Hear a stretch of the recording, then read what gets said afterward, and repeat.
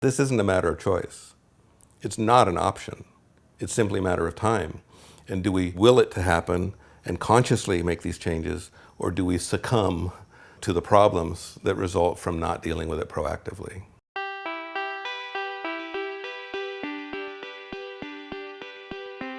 If we look at the history of pretty much any town in Southern California, what you're going to find is many of them started as small, compact, traditional towns. Fullerton is that way, Ventura, Santa Paula, Oxnard, all of them. We started as small, compact towns. And so you can usually find, when you look through all the stuff on the maps today, those original town centers. We have now a general plan in Ventura that's all infill. When you do that, you don't have to build as many new roads or do as much new infrastructure. If you're going to do a region-wide solution, that there are going to be some common threads. How do you become walkable when the car is still the #1 way to get around? The streets don't have an endless amount of capacity. It's pretty apparent that our population is going to continue to grow. If we think that we're just going to kind of status quo, keep going, and everybody will just have cars and everything will be fine, I think we're going to be really surprised to find that that's not the case. Infill is really the answer.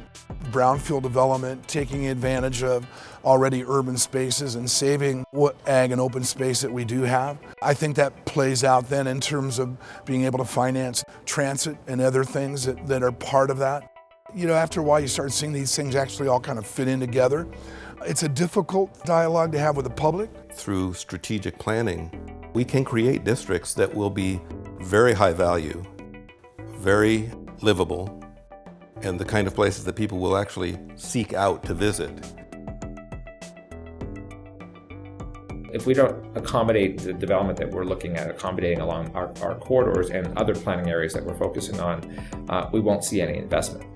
And the investment will go someplace else. What developers have a hard time with is not knowing. We can't forget the economic side of this. In trying to incentivize, you've got to find a reason for communities to embrace it. And by the same token, the developers have to be able to pencil it out. We know the alternative to infill development and density is not acceptable because it would mean converting ag land to subdivision tracts. On a 2-lane eucalyptus lined road from Torrance to Fullerton, I remember seeing the houses come and the cows and the orchards disappear. Our way of life is at stake if we don't embrace a new way of doing things. And how do you do development and residential in an area where there's thriving ag? This is a playing field with a lot of issues that I think will play out not only in Southern California, but in the Western United States, about how to integrate all of these things together in the same environment. I think the first thing to do is to look really hard at what we've got and what we've made. Has it gotten us what we want? I don't think it has. How do we begin the process of transforming that into something different, something better, something livable and sustainable? And for me, I think that our corridors are the link. One of the good things about many of those corridors in Fullerton are that it actually was the bad thing. That is that the parcels are really deep and really big because they were set up to accommodate parking lots. To think of those parcels as parts of a neighborhood and overlaying smaller street grid systems onto those, it's a place where people could live and be in very close proximity to a lot of jobs. There's a lot of places in the world that have developed before the car was the dominant, means of getting around. We've forgotten how to make good streets in this country. We need to recognize we do have a Mediterranean climate and capitalize on those thousands of years of ideas. And that doesn't mean that we have to change everything to little villages. You really need to think very carefully about where you put your streets, if it's going to make sense. How wide you make your streets, those right-of-ways. If you take up too much right-of-way, then the houses and the businesses are too far away. If you walk up and down Thompson Boulevard in Ventura right now, what you see are old car dealerships, lots of vacant land, outdoor storage. We don't connect communities very well.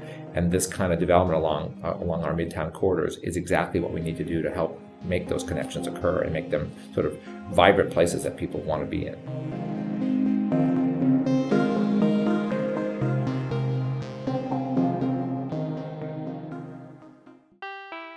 If you're starting from square one, my experience is it begins with agreeing on firm principles and a vision.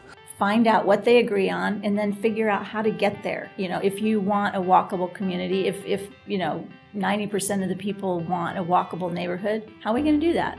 The secret is to really involve the community, particularly the people that are going to be in proximity to a project or going to be affected by it, and make sure that they're part of the planning process. It takes time. I'm only starting to see what I thought would happen overnight, 20 years later.